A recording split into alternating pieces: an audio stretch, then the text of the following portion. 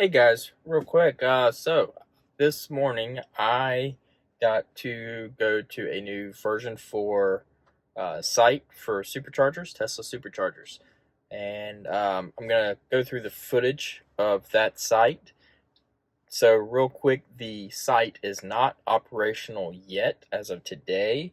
As soon as it is operational, be sure to subscribe so you'll see when I actually do video. I'll go and test the charger out and use it, see how well it works. I also have a CCS adapter for our Y, so I'll probably test out the Magic Dock as well and see how that works. So be sure to subscribe to the channel so you'll see when I come out with new videos.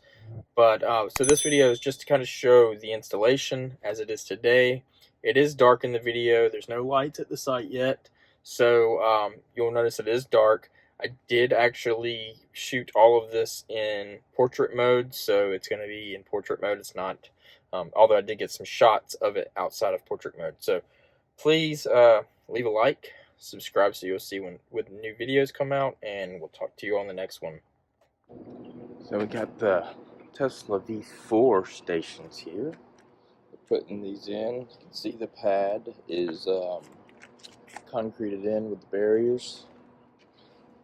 We've got our handle here. I don't think you can see that. So, normal handle. Real quick, I just wanted to add that this does have the Magic Dock as well in there. You can see it. I think it has to be turned on in order to pull that out. Looks like the card reader there. And that goes up there.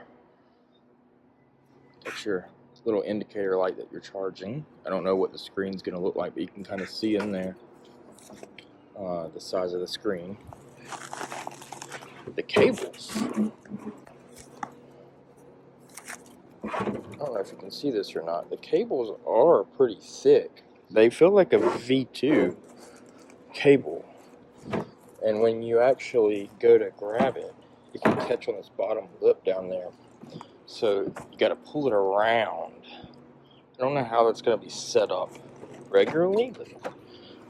And then to stick this in, you got to match the hole, and then you stick it in so it doesn't hook like they typically do. I don't know, you're almost going to have to grab this out, walk around with it, because this doesn't seem to move at all. So, I got the floor down here, and what you can see, we got 3 cabinets. Let's see if we can't. They're shut down. Lincoln Electric products, that's interesting. It's a switchboard, 1600 amps, 480, 65 kiloamp, 480 volt. And then of course you've got all this stuff here. These cabinets, these are actually unlocked. So there's your disconnects.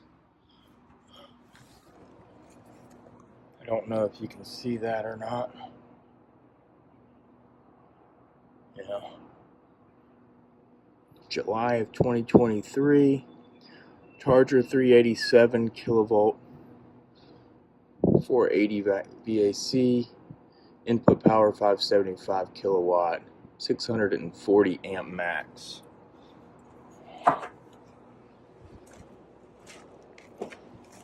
You can see this distribution bar here in there. I'm not going in there. I don't play with electricity, even though it's probably shut off at the main while it's open. They've also got the big transformer, I believe this is, here in sub bar, provided by Dominion 480. That's the power input, I guess. Correct me if I'm wrong. But as you can kind of see, these things are set up so that, pretty sure they just laid this concrete yesterday evening. 1, 2, 3, 4, 5, 6, 7, 8, 9, 10